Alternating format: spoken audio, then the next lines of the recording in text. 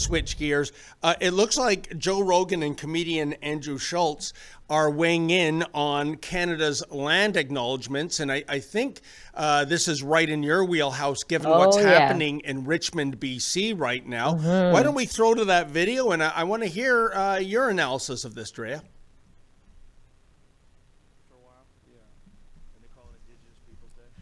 Which makes sense. Yeah, I mean, like, shout out to them. I think it's funny when governments do these things to, like, enforce care. Like, anytime I'm performing in Canada, like, if it's on, like, an indigenous area, they make me do, like, a land acknowledgement. And I remember the first time they told me, I was like, you want me to do what? And they're like, yeah, we want you to let them know that this used to be native land. And I'm like, I remember telling it to, like, the chief of the tribe, and I'm like, brother, that kind of seems like I'm bragging.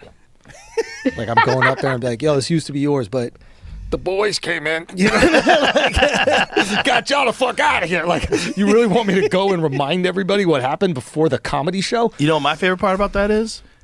It's a land acknowledgement, but also saying, we're not giving it back. Yeah, that's what I'm saying. We stole it, but it's ours now. So what do we do? Sorry, who are we doing this for? Sorry. We're going to acknowledge the fact that we're on stolen land. But the thing is, these people that go along with that are also the same people that want no borders and no one's illegal being anywhere. Like, Christopher Columbus is the only immigrant they hate.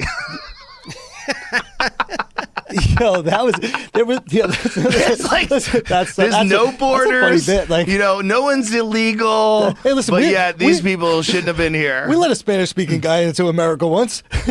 Went great. Can't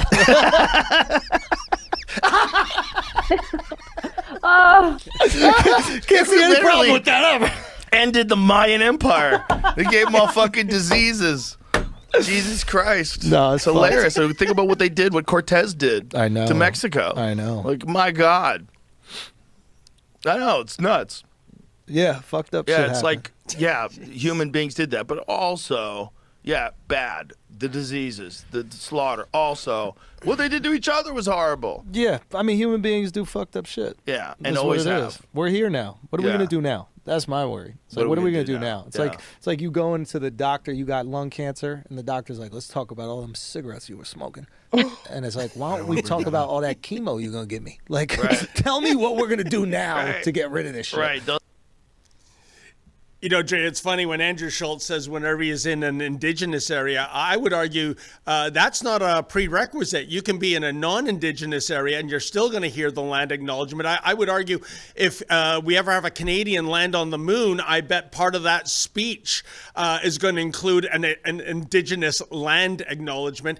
But in all seriousness, and I think natives see through this as well, instead of these hollow words, which might not be so hollow because they seem to be coming back to haunt us, and we'll get to the city of Richmond, BC soon, would it make more sense, Drea, there are 30 reserves, I believe, in Canada that are still under a boil water advisory. In the 21st century, really? We can't give these people proper drinking water? They've got to boil it first. Why don't we fix that, which is a tangible thing to do, instead of these abstract land acknowledgements? Yeah, I believe there's at least 36 that still don't have clean water, and that doesn't count BC. You have to go into a separate file that's more hidden who isn't drinking clean water here, but you're absolutely right.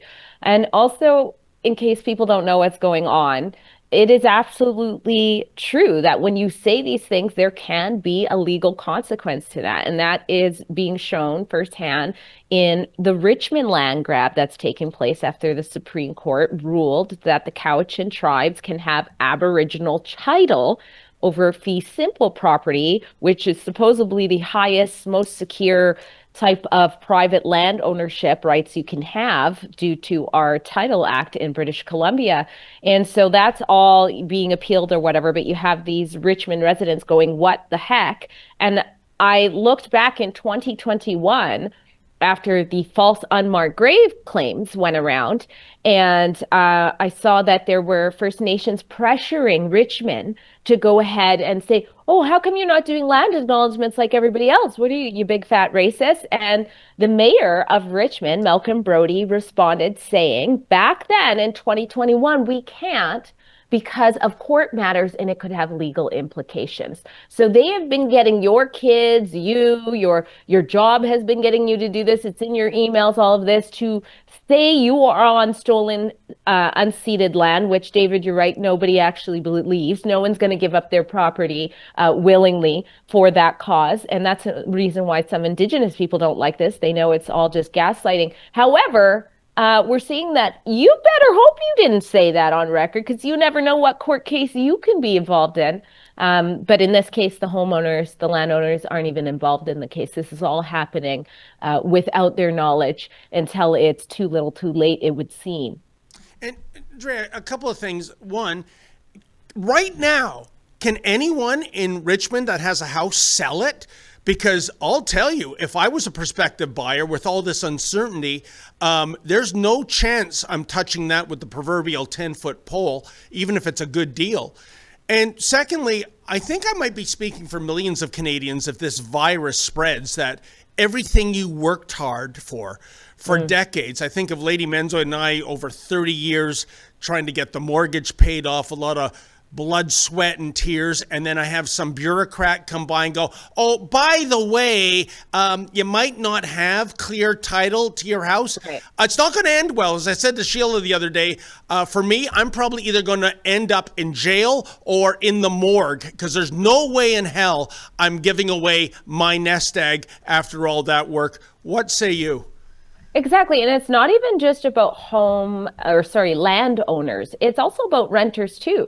Because now all of a sudden, we are still learning exactly what this means, and I'm still diving and dissecting that for everybody. So keep watching at stopundrip.com, which is our website about what I call reconciliation overreach in Canada. But if it gets to the point where, you don't have much say on your own land, then that becomes your lords. Now the First Nations are your landlords to a certain extent, to a certain degree, if you rent. And these are governments we can't elect. So there's a huge issue when 95% of the province or the country is non-Indigenous. And then there's this small group that have this huge say. So the map that you're seeing there, they already received by the Supreme Court a section that they said it's about 8 kilometers long, and they said, yep, this is Aboriginal title now because you guys picked blackberries back in the day, apparently, according to oral testimonies. And now the Cowichan tribe is appealing it. Those tribes are appealing it, saying, no, we want way more. So there's way more in the grabs, and hundreds of homeowners. And 100% of British Columbia is currently being fought. I think 5% is about not, okay? So 95% of British Columbia has been fought, being claimed for by over 200 bands. They're all fighting for all of British Columbia.